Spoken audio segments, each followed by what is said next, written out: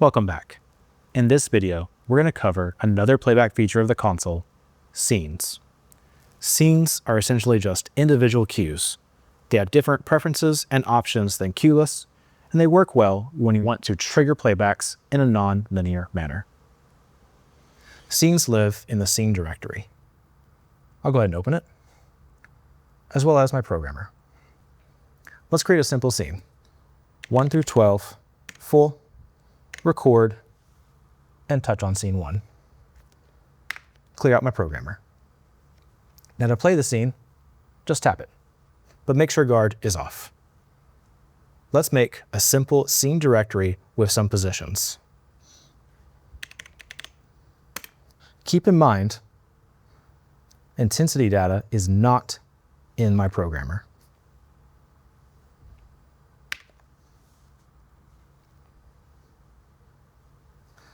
Another shortcut is record scene enter, which will just record the next available scene after the last. Record scene enter.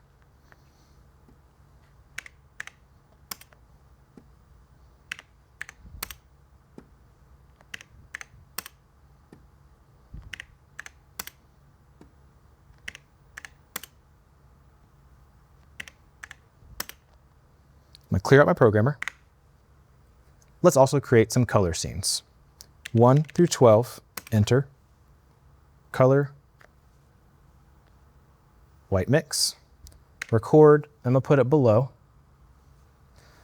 pick another color, record, scene, enter, and repeat.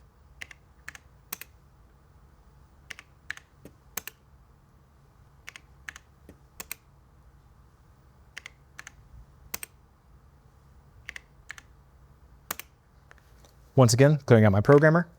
Let's do it one more time, but with gobos.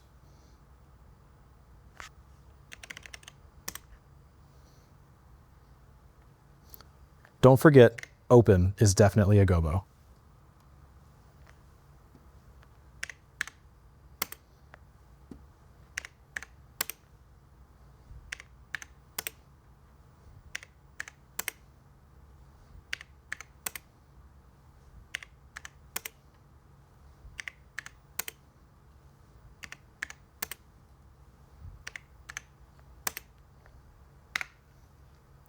Awesome. Now a neat little trick is you can copy and paste from one directory to another. Let's do that now.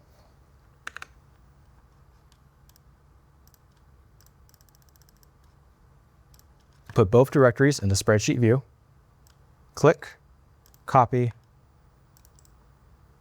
and paste. Do it for color. Copy, paste, and for beam.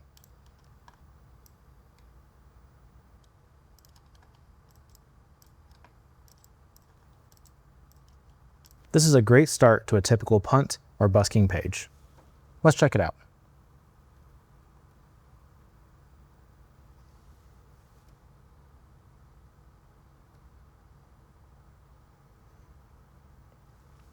A little note about guard. Guard prevents you from triggering that object.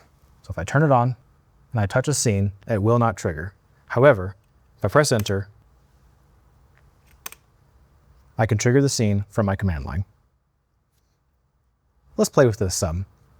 I have a scene to turn my lights on, a row of positions, a row of colors, and gobos. Now, how do you release these scenes?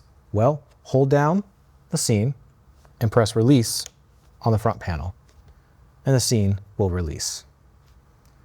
Additionally, you can turn these scenes into toggles. Put it in spreadsheet view, highlight all the scenes, press the set key to make toggle enabled. Take it out of spreadsheet view. I'll go ahead and pig release to release all playback, and do it again. Scene 1, I'll touch a position, colors, gobos. Now the active scene is the one that's blue. If I touch an active scene a second time, it automatically releases, purple meaning release. That being said, it's going to release back to the default value, which might get you into a weird state. That's why another useful tool of the console is persist on override, which can also be enabled by putting the scene directory into spreadsheet view. I'll highlight them all, hit set, and toggle it back to grid view. Let's see what happens this time. I'll trigger a few positions, a few colors, and a few gobos. And what you'll see is there's now gray boxes that appear for scenes that were activated but have been overridden by something else. I'll tap again to release, and because of persist on override, the scene from scene 36 released back into the scene 35.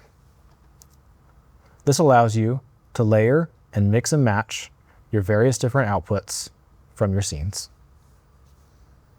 If you like this setting, it can be enabled in your preferences. Setup, Preferences.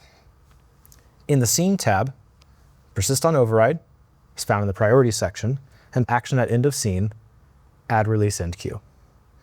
If you want to backtrack this to previous scenes, you can also hit apply all changes to existing scenes, and anything in yellow will be backtracked to previous scenes you've created. I'll press OK. Now, let's create a look on stage with these scenes and record that look as another scene. I like this, but my data's not in the programmer. So I'm going to select my fixtures, 1 through 12, enter, and press suck, which pulls in the active data, intensity, position, and color. I'm going to go ahead and record this into scene 10. And clear. I'll activate scene 10. And I like it, but I want to adjust the zoom a little bit. 1 through 12, enter, beam, and I'll tone down the zoom. I like this, so I'm going to merge it back into scene 10, merge, scene 10, enter, and press clear. I like merge over record because it doesn't have a pop-up if a scene already exists. Let's play around some.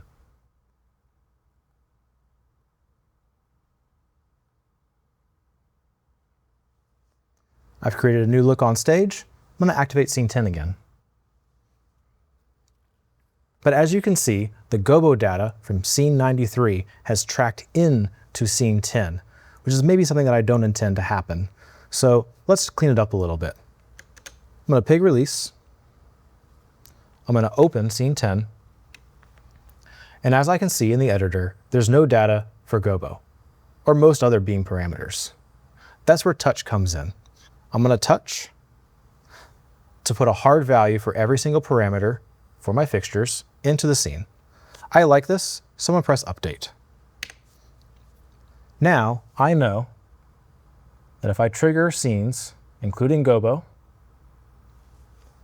and I activate scene 10, the gobo will be lost because the base value or the open slot for gobo is in scene 10. Scenes also have priority. Let's increase the priority of scene 10. To do this, hold down open, touch on scene 10, go into options, scene tab, and tick up the playback priority. Make sure to close both of these windows. Now, with scene 10 having a higher priority, by increasing playback priority, the rest of my scenes can still be triggered, but will not output. Now, if I release scene 10, we release to the scenes I just activated, so having a few good looks or transitional scenes might be a good idea when busking on the console. Scenes have many advantages and uses. I'll leave it up to you to determine how you want to implement them into your show file. But for me, they're great for triggering various data without having to take up valuable faders.